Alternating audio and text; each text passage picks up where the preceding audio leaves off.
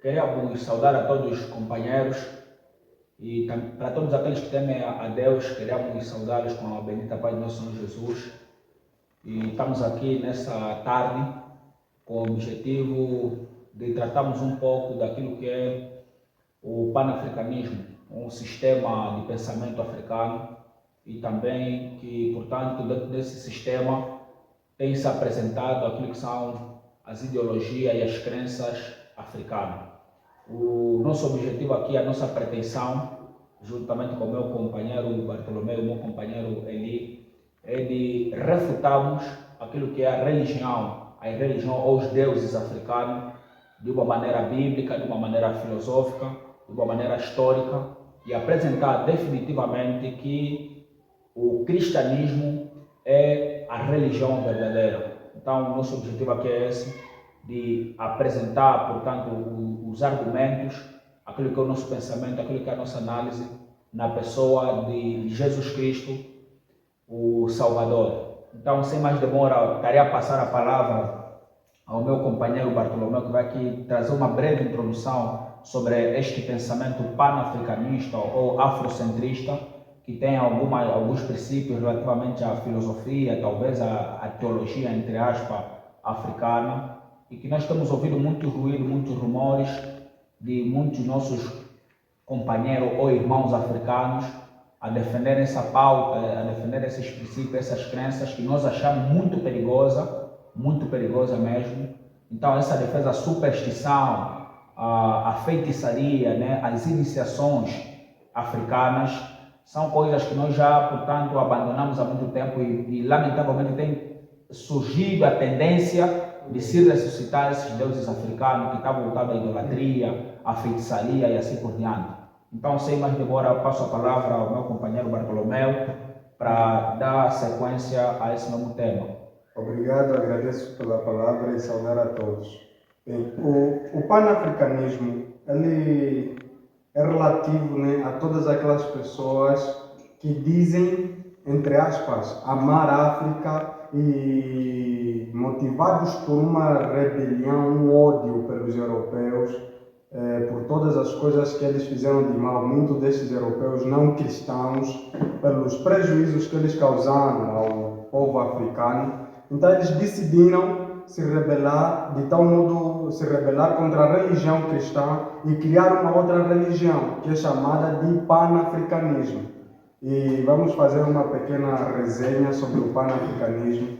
Bem, o panafricanismo é algo que surgiu há bastante tempo. Isso mesmo por causa de homens que se revoltaram contra aquilo que são as ideologias que os europeus trouxeram para a África, né? Eles queriam resgatar os valores africanos, queriam, portanto, mostrar que eles amam a África, mas fazendo isso eles criaram uma religião. E eles foram diretamente contra a pura religião, contra aquilo que é a verdade, que neste caso é o cristianismo. Ok.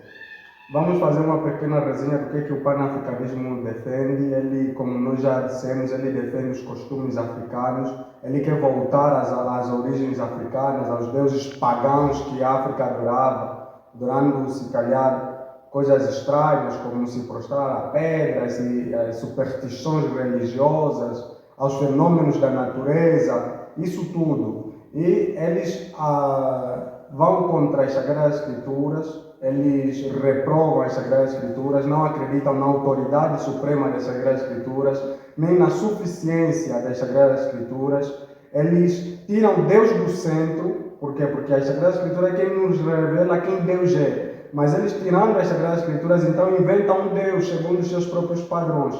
Isso só mostra aquilo que é a sua impiedade.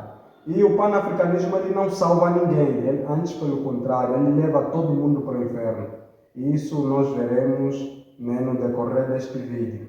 Obrigado aí, meu grande irmão, pela brilhante explanação.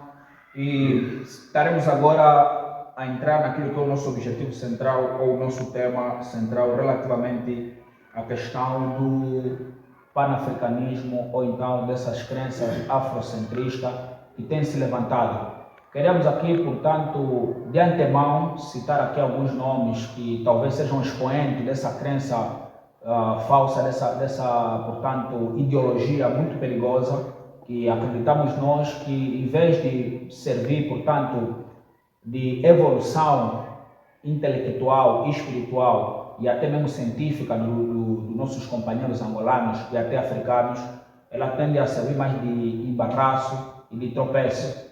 Então, estamos aqui para falar aquilo que nós pensamos, aquilo que nós queremos e sem atacar de forma pessoal esses nossos irmãos angolanos, mas refutar as ideias e as crenças equivocadas que esse pessoal normalmente tende a defender. Temos como expoentes, né, dessa crença, temos o Gangster, um pensador africano, que nos últimos tempos o discurso dele tem sido mais voltado à área política, à crítica, portanto, dos governos, né, do governo do nosso país e outros aspectos relativamente à política. Temos também o Isidro Fortunato, também um expoente do panafricanismo. Surgiu recentemente um jovem, que não negamos aquilo que é alguns conhecimentos que ele tem sobre essa matéria, apesar de que em algumas coisas ele não é muito feliz, com o nome de Ginga Kandimba. Então, o Ginga Kandimba também é um defensor dessas pautas. São pessoas que refutam o cristianismo, que refutam a fé cristã e assim por diante. Então, nós estaremos a dar uma resposta a esses nossos companheiros que têm defendido essas teses, essas teorias que nós cremos que está errado. Então, o nosso tema é mesmo uma refutação aos deuses africanos. Estaremos aqui a trazer uma refutação consistente, uma refutação teológica, uma refutação histórica, uma refutação filosófica e bíblica relativamente aos deuses africanos. A guisa, portanto, de introdução, nós queremos aqui colocar como base ou como pilar um aspecto muito importante que muitas das vezes nossos amigos ou talvez nossos compatriotas panafricanistas não fazem nenhum caso, sobre o conceito de Deus. Quem é Deus?